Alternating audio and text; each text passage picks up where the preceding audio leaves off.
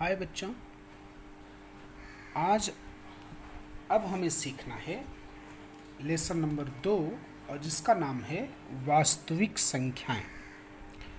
सबसे पहले देखिए कुछ संख्याएं जो कि पहले लेसन समुच्चय में भी आप पढ़ चुके हो, जैसे n मतलब प्राकृतिक संख्याओं का समुच्चय, w पूर्ण संख्याओं का समुच्चय, i पूर्णांक संख्याओं का समुच्चय, q परिमेय संख्याओं का समुच्चय और r जो है वो वास्तविक संख्याओं का समुच्चय होता है।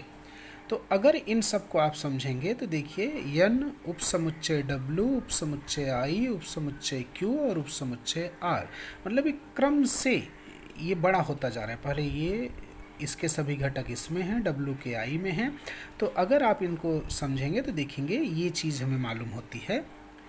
अब परिमेय संख्याओं में क्रम, परिमेय संख्या मतलब जो p बटे q के रूप की होती है, अंश और हर के रूप में जो है उसे परिमेय संख्या कहेंगे।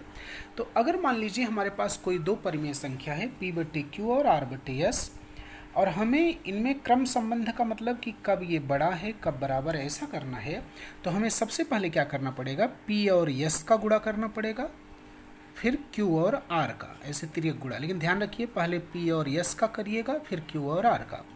इन दोनों का गुणा करने के बाद यदि p गुणे s ये बराबर हो जाएगा q गुणे r के, मतलब दोनों मान समान हो जाएंगे, तो इसका मतलब है कि दोनों परिमेय संख्याएं भी आपस में समान होंगी।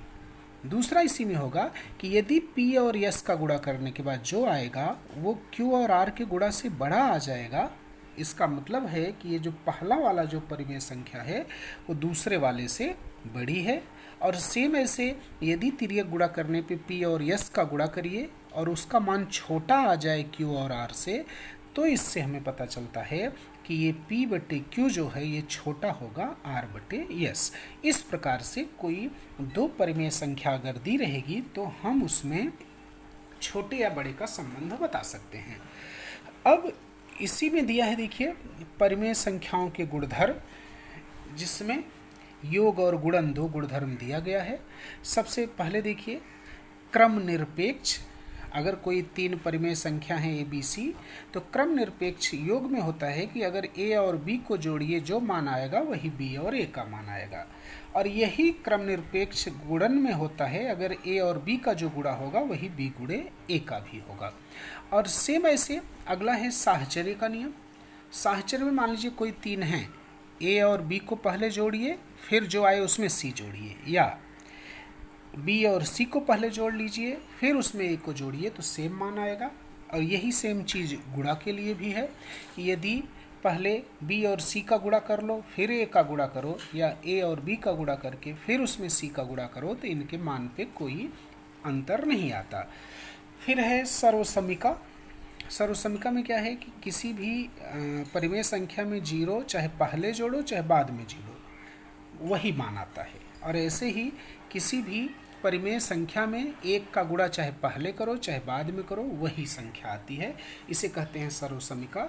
और फिर प्रतिलोम, योग के प्रतिलोम में क्या होता है, अगर a है तो माइनस a, और गुणा का प्रतिलोम क्या होता है, अगर a है तो 1 बटे a, तो इसे कहते हैं प्रतिलोम का नियम। तो ये है परिमेय संख्याओं के कुछ गुणधर्म दिया है। अब हमें इसमें समझना है